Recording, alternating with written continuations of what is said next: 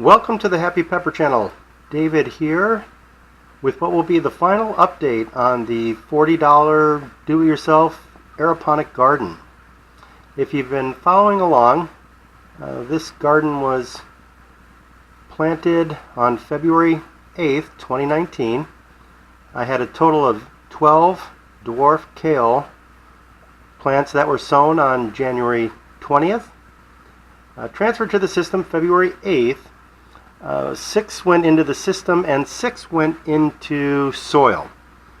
You can see the incredible difference between the aeroponic garden and that in soil. Now, in all fairness, the soil planted kale were alongside the aeroponic garden, so they weren't getting as much light as was the plants in the aeroponic garden.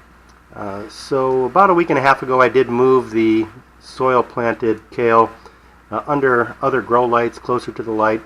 They're still in really good shape, they're doing well, they're healthy, and actually they are about as far along this year as my kale plants were last year. So once these get out into the garden, I'm sure they're going to do quite well. Little update on the orange habanero. This was a topped orange habanero that I put into the cloning site of the aeroponic garden. About a week and a half, 2 weeks ago, actually after the last update, I removed this clone, I put it in soil, and you can see it's just absolutely doing wonderful. It has still the 3 main shoots from when the plant was topped, and if you look closely, you can see that there is another one that's coming out of the bottom. So I suspect that once this plant gets into the garden, it's going to be a very bushy and very productive plant. Now, when I removed this orange habanero from the cloning site and potted it up, I did take a cutting off of one of my Carolina Reaper plants and put that into the cloning site as well. Now, this was only in the cloning site for about a week and a half, and I was really impressed with how quickly the root growth started in the aeroponic cloning site.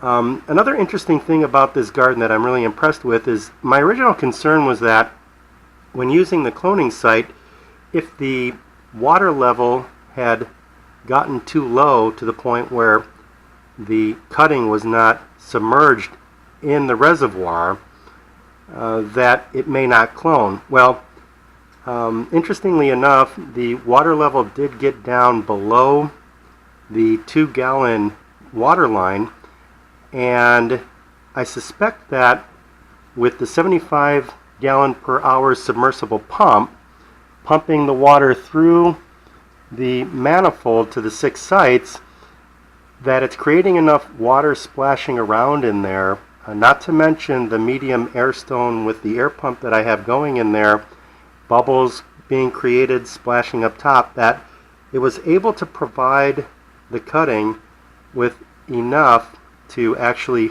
root. So that's a good thing. That tells me that I don't really have to keep such a close eye on this when I am cloning a plant.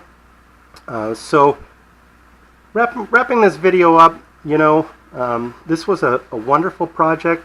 At $40 to build an aeroponic garden, and compared to the aero gardens that are on the market, which, as you know, are much more expensive, could not be more pleased with the results of this garden. This kale is doing so well. You can see that it's growing up to the T5 fluorescent light. I will be harvesting some of these leaves here to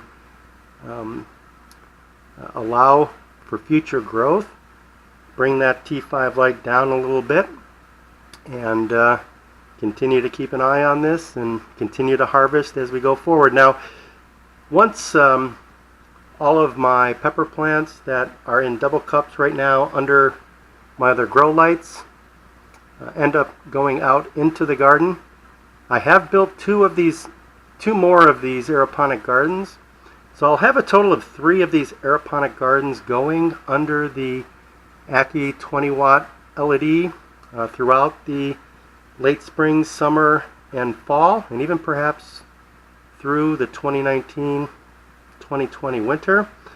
And I'll be shooting some videos and providing updates on that series as well. So guys, I hope you've enjoyed this series. I hope you've enjoyed this video. If you have, please give it a thumbs up. Leave a comment below. I do like the comments. Subscribe if you haven't already. And hit the bell if you'd like to be notified of when the next video is released. So thanks again for watching, and happy growing!